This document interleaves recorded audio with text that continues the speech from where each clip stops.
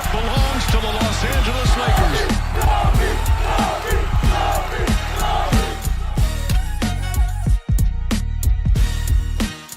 I've still got people asking me about Zach LaVine. So the way this happened, Zach LaVine has a quote from a couple, like literally 2 years ago, has a quote where he talks about wanting to play with LeBron.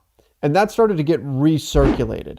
And I saw it on a few different graphics. The main one that's been going around does mention that it's from 2 years ago, but also adds in that like ESPN said the Lakers might try to sign and trade for Zach LaVine. It's not going to happen. It's not. You never say never in the NBA. Crazy things happen. Okay, I get that. But this is very, very unlikely. Very unlikely that the Lakers could somehow wind up with Zach LaVine. It just doesn't make any sense. If you sign and trade for a player, and this is part of the reason why they didn't go get DeMar DeRozan. If you sign and trade for a player, you bring in a player via sign and trade, you trigger the hard cap. And the hard cap makes it really tough to build out a roster when you've already got so many salaries on the books, because now you have a ceiling that you just can't go past no matter what. If you don't have a hard cap, you can just keep stacking veteran minimum contracts as long as you're willing to keep paying for them. Stack those up as long as you want. Build out your roster that way. That was the approach the Lakers took. It also, in theory, means the Lakers could have paid Alex Caruso whatever they wanted, but that's a story. That's another topic. I'm not going to go down that rabbit hole again, but the Lakers chose not to pay him. Okay. It wasn't because of a hard cap, though.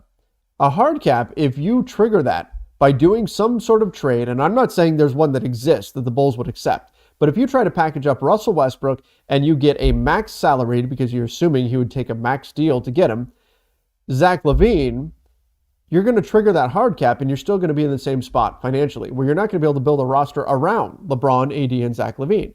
You're going to hit that ceiling and you won't be able to fill out your roster. So you can't do that.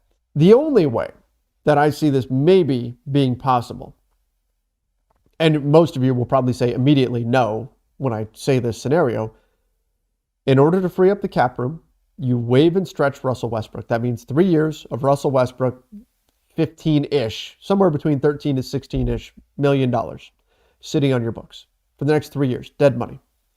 In order to free up enough cap room so you can do a sign and trade for Zach LaVine, trigger the hard cap, and off you go. But you're below it enough to where you can still build out a roster. Okay, so that's step one. You're eating that money from Russell Westbrook. Or you package up enough stuff to try to get a team just to take Russ and give you a bunch of cap room. What are you going to have to package up? Probably your 2 firsts. Okay, so what are you trading now for Zach LaVine? It's not like you've got a bunch of other stuff you can go trade for him. You would pretty much have to do something with Russ. Either waive and stretch him, buy him out, or trade him and get somebody to take him into their cap space and attach first in order to do that. And then we're probably talking Anthony Davis in a Zach LaVine trade. And that's where I know most Lakers fans would say, what? Why? We're not doing that. I agree. I wouldn't do that either. That's why I don't think this is realistic. The Lakers don't really have a path to get to Zach LaVine, regardless of what he said 2 years ago. Regardless of the fact that he's going to be a free agent this offseason, the Lakers just don't really have a financial path to get there. Now, again, in the NBA, crazy things happen, but this is a 99.5% sure it's not going to happen. They're not going to figure out some way to go get Zach LaVine. I'm sorry. I wish I could say this is a real thing and this could happen and there's a path to getting there. It's a lot more fun when we get to go down that rabbit hole and talk about ways the Lakers could make it happen. But unfortunately, logistically, I've got to be honest here. I don't see a way that it will work for the Lakers and make sense for the Lakers and make them a better team.